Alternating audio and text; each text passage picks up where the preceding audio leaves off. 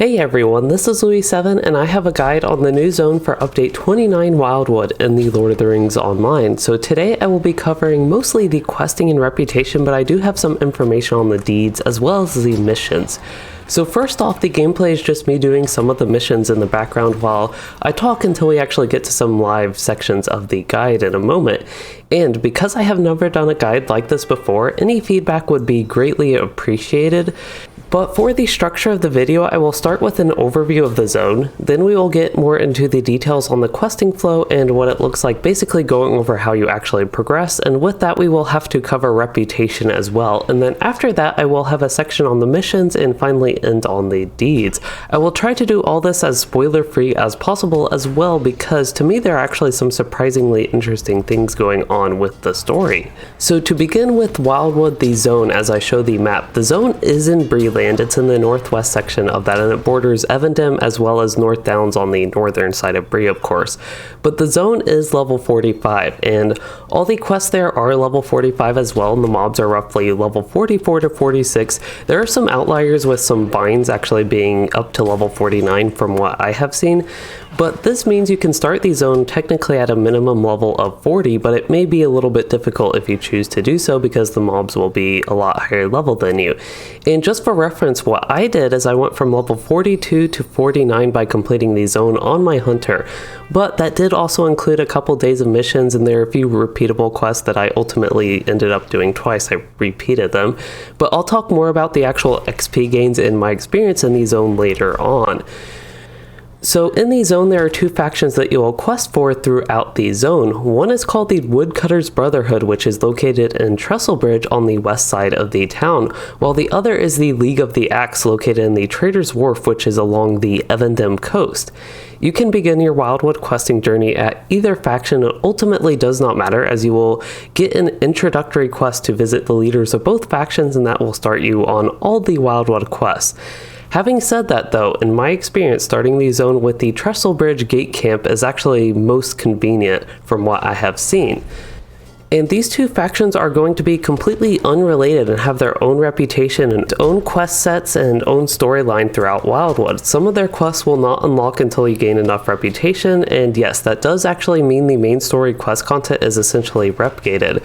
There are no tasks in the zone to boost your reputation gain, so to actually gain reputation you either have to do the main non-repeatable quests for each faction, or there are the daily repeatable quests that I've talked about that are available for the two factions as well.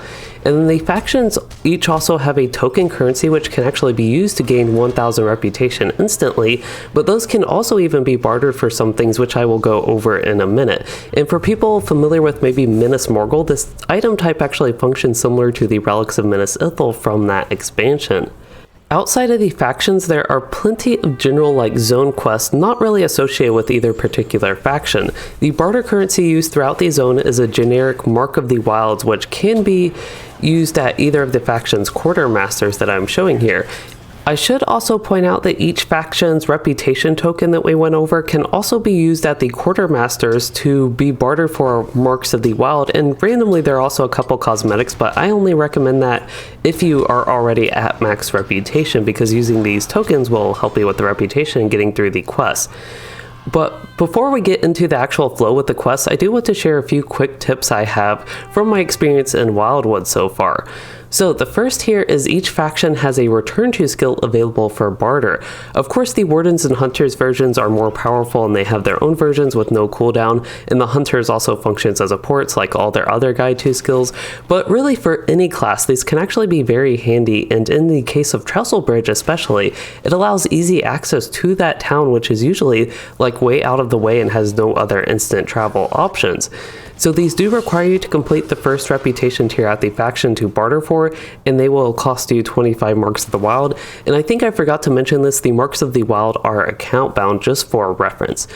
Another tip I have is the big cave system called Rhythm-Set actually has two entrances.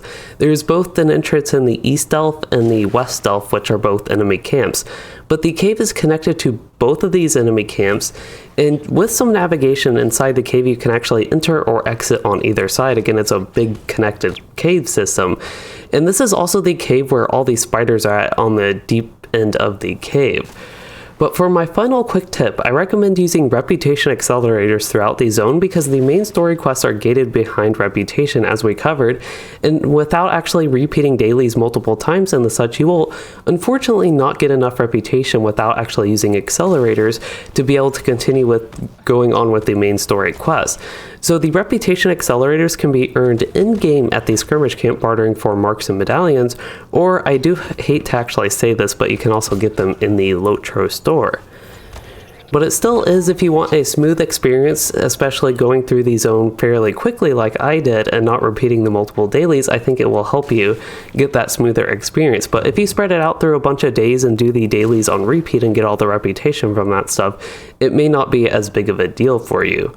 Moving on, let's go ahead and talk about the quest flow a little bit more finally. So your introductory quest throughout the zone will actually take you through all the places in the Wildwood. The zone really is wild as you go through it, as in there's basically something to do no matter where in the zone you are. It is very densely packed with both quests and enemies and all sorts of things, and it's kind of the opposite of a more peaceful zone like the Iron Hills from Update 23. But there are just so many enemy camps that are actually spread throughout the zone, and when you go to these camps, they will have new quests pop up for you when you get to the area. These are actually daily repeatable quests as well, so each time you go there, you'll be able to get these quests again. But these quests do often involve just killing a few enemies there and interacting with objects in the camp, kind of standard and similar to how Mordor Besieged was with its questing. But you don't have to worry really about missing any of these quests because you will get breadcrumb style quests that have you actually travel to all these camps to begin with, and even some of the faction quests and zone quests will just have you go to these camps multiple times even for various reasons. So something of interest is these camps have dynamic spawns, so each time you go there you may see different types of enemies. The camps do rotate between brigands, orcs, half-orcs, goblins, and those type of mobs, so this can actually give you a slightly different experience within the same camps as you do your questing. But some of the big enemy camps also have a specific mob type that actually makes sense for what is going on there. But again, I do want to point out for this guide, I won't go into great detail on specific quests or like tutorials and that stuff, of course, but again, for a general flow, I have actually hand-drawn on the Wildwood map to highlight a few things throughout the zone that I want to break down with you all. So here we are looking at the map, and you can see my cursor is actually where my character icon is on the top right. So this is the Trestle Bridge side of the map, that is in the green here, and that will be the Woodcutters Brotherhood faction again, and then the League of the Axe is going to start at the Trader's Wharf in the light blue color.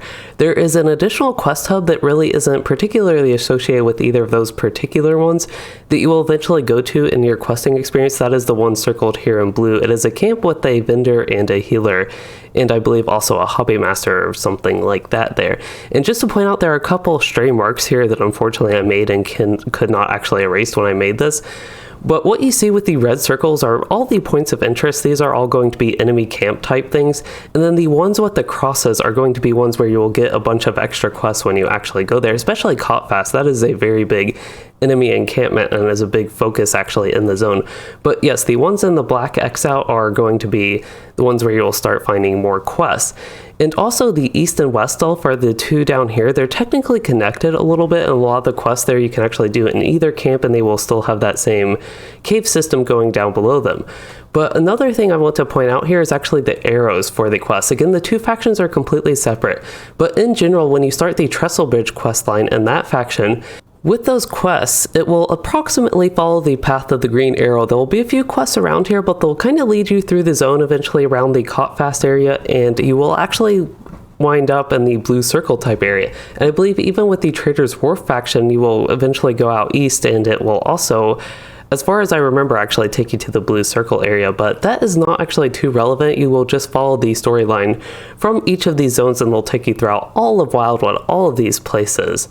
And then one more thing I do want to point out is some of the Trestle Bridge quests will actually have you do some stuff in Trestle Bridge, and that is about all I want to say to keep it spoiler free. So there will be some stuff actually going on technically outside of the Wildwood going on there, and similar with Trader's Wharf, you actually get to do some stuff in Evendom on the east side of the coast with the Brandywine River there. But that is all I have to actually cover with the map. Okay, back to the background gameplay. That is pretty much how the quests work. I think it is pretty simple overall, and just for some more details, as I mentioned already, there are more quests for each faction that you will unlock as you advance with their reputation.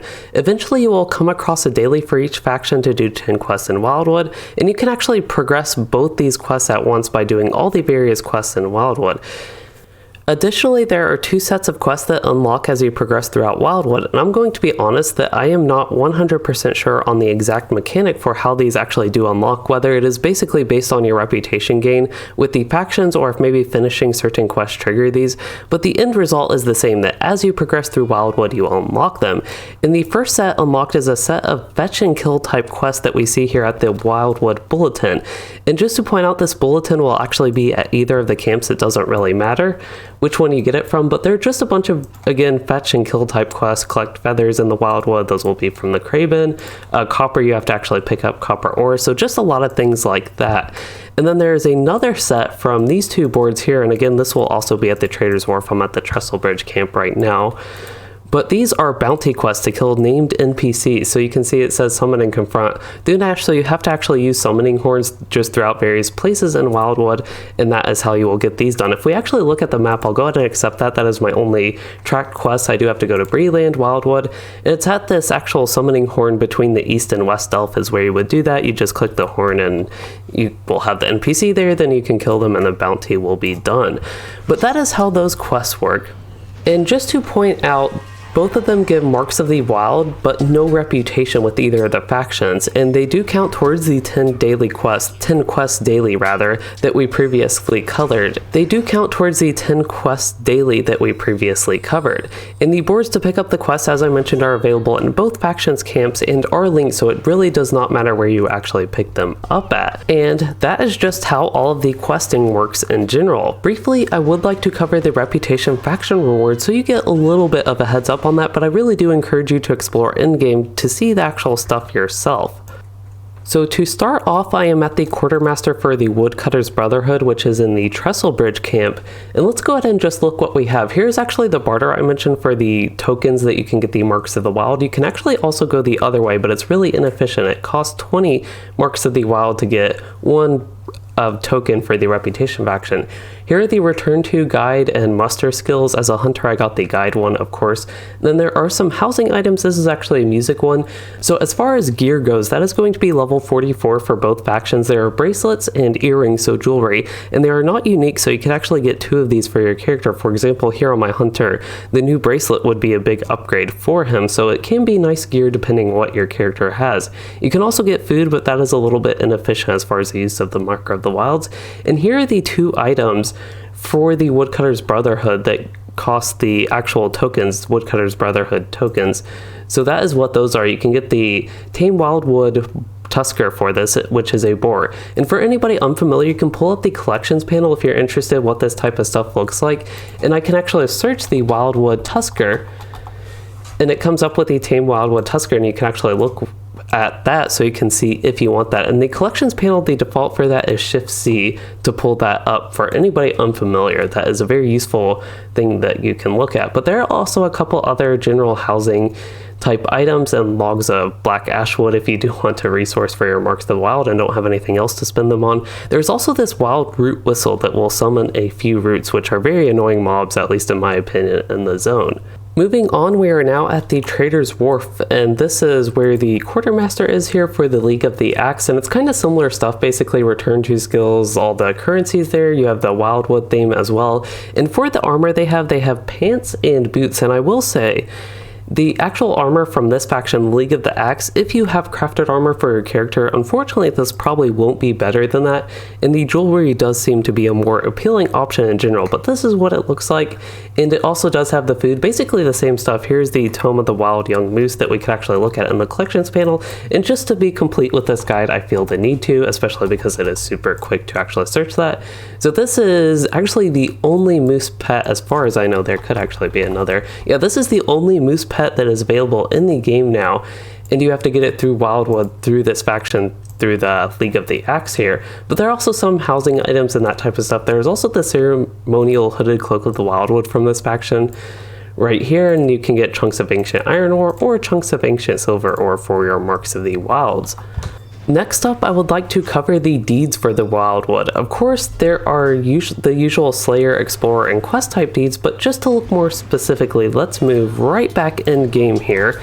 And to go ahead and open the deeds panel, this is actually all the Wildwood stuff is going to be in the Bree-land tab, so that can be a little bit frustrating because there are all the regular Bree-land deeds, but some of the enemies actually in Wildwood will count for the Bree-land deeds, so that actually includes the wasp count for Sicklefly Slayer, which was quite helpful for this hunter who did not do that yet in Bree-land. But as I mentioned, there's the general wrapper deed for Deeds of the Wildwood meta deed there, and you have to do the Slayer, Quest, Explorer, and you even have to do the League of the Wildwood, which I believe is for just the questing in the zone. So Explorer of the Wildwood, there's just Sites of the Wildwood, and you'll get that done just from questing, but there's also this Flowers of the Wildwood, and I admit I actually don't know what's going on here. I don't remember on this character if you have to pick up all these flowers, I don't know where they are, or if you just have to go to certain fields with these type of flowers. Again, I am not sure, but I have 3 out of 8 of those done in a lot of my experience questing here. I spent a lot of time questing, but I still do not have that done, so it's something I unfortunately do not have the information. There's also Hidden Threats of Wildwood, which is just a bunch of different named NPCs. Obviously, I have only 4 out of 10 of those done right now, and that doesn't really go towards any of the meta deeds, but it is something you can do for Virtue XP, Marks of the Wild, LOTRO points, and marks. That type of stuff that we see here. There is also Slayer of the Wildwood. For this, you will have to slay many brigands. You'll also have to do the Mission Slayer for the Slayer deed for Wildwood and the total meta deed, Deeds of the Wildwood. But there's also Orc-kind Slayer and Big Game Slayer. And Big Game Slayer, we will actually get to all these individual Slayer deeds. Also, yeah, we'll get to all these individual Slayer deeds, and the Big Game Slayer deed, you need to actually do 600 total, 200 for the base one, and then 400 for the advanced one. Orc-kind is not quite that much, 240 total for the advanced, but I do want to look at the completed ones just to show you all what I have actually done. There's Sites of the Wildwood, a ton of stuff you need to explore for that. There is also Missions of the Wildwood. This is a little bit unrelated, but it's more for the missions. If you do all the missions, you get a bit of Virtue XP and Bree-land Woodmarks, which is the currency for the missions. This is just the typical quest in the Wildwood. You do all 4 of those, you'll finish the Quest of the Wildwood deed. There's the League of the Axe, that's complete just mini quests, and you get some League of the Axe tokens. It looks like the total quest you need for that is 15, by the way, so pretty standard stuff as far as the quests go. Here's Woodcutter's Brotherhood version of that. And then the League of the Wildwood is ally League of the Axe and kindred with the Woodcutters. And I should point out the reputation, actually, that is a good thing to look at, is the reputation, the maximum for the League of the Axe. That's actually the one here at Trader's Wharf again. The maximum for that is ally, not kindred, which is kind of odd, but Woodcutter's Brotherhood will be kindred. And one reason I think that's the way it works is because League of the Axe, you don't even start as neutral, you start the one before neutral, whereas Woodcutter's Brotherhood, you do start neutral. So in total, it's the same amount of tiers, but the end tier is going to be different with those. Anyway, to get actually back to the deeds, these are all general Bree-land zone deeds. Again, unfortunately, they are in the same panel, so I have to go through a lot of these. Here's Big Game Slayer, again, that's 200 for the base one. There's Wildwood Brigand Slayer Advanced, and then there's Mission Slayer, and then there's even a Mission Slayer Intermediate. The Intermediate needs 200 and the Advanced needs 400. So you need to kill 700 total mobs in the missions, which with all the missions and all the mobs there, obviously I was able to get that done and doing the missions 3 to 4 times each on this character, but that is a lot of slaying that you have to do in that. And finally, Orc-kind Slayer. Alright, for the final major topic, we actually do have to cover the missions now. There are 10 new Wildwood missions, and the missions themselves do scale from level 20 to 130, and they are on a daily reset. So compared to the War of Three Peaks missions, they generally take a bit longer to complete. There's a little bit more involved with them. But importantly, with these, there's no reputation associated with the missions. There's no, counterpart to the Gabalaka. The only thing you have to worry about for the rewards is the barter currency called Bree-land Woodmarks. At the end of each mission, there is a chest that gives 1 to 3 of these marks, and the chest, unlike the War of Three Peaks missions, can actually be looted at any level, which is pretty nice. Also, not just with Wildwood, but with Update 29 in general, there are new mission weekly quests to do 15 missions and the others to do 45 missions, and both of these have very interesting rewards. And the Wildwood missions will actually progress the weeklies as well as the War of Three Peaks once again. But for a level cap characters, it appears that you actually get 2 versions of this weekly, one for Motes of Enchantment and then an additional set of 2 for the Embers of Enchantment. So 4 total weeklies for level cap characters, it looks like. And I think just in general, missions are a lot more rewarding now. And I do want to get back to Wildwood specifically. There's also going to be a weekly wrapper to do 10 total Wildwood missions, and it will give you 10 of the new marks. Very convenient to be on the Hunter right now because I was able to just use my port guide skill right back to Trestle Bridge, and I do want to highlight the missions just to take a little bit of a look at them. This is what they look like. You do get 2 guaranteed Bree-land wood marks for completing them. Of course you get XP and that normal type of stuff, but here's the weekly by the way, but I've already done that, so it's on its weekly cooldown for me. But what I really wanted to look at is the barter here. And that is just to show you all some of the rewards. So as far as the rewards, there's a lot of cosmetic stuff and that type of stuff that, again, I definitely encourage you to explore on your own there to see if you're interested in that. But there are new pieces of earrings, and this will be set for every 10 levels that you can actually barter these up to level 100, and then at level 130 there's a new set as well after 100. But the level 131 is interesting. It's item level 426, and there's an empty slot for essences as far as those go. And then there's the level 100 versions, and for some reason they have those listed multiple times. But after the level 100 there's level 90, then 80, 70, 60, 50, 40, and etc. all the way down to 30 and then 20 on the very last page there. And those do cost for every level. It will cost you 80 Bree-land wood marks. So that's something I'd be a little bit cautious about if you are a low level character, just because you could replace them so quickly and they cost quite a lot of the Bree-land wood marks that it might be something good to avoid and maybe focus on the cosmetics. And then with any leftovers you can maybe start looking at the gear, unless again level 130 for the level cap, if it will be a big upgrade for your character, of course that could be a good thing.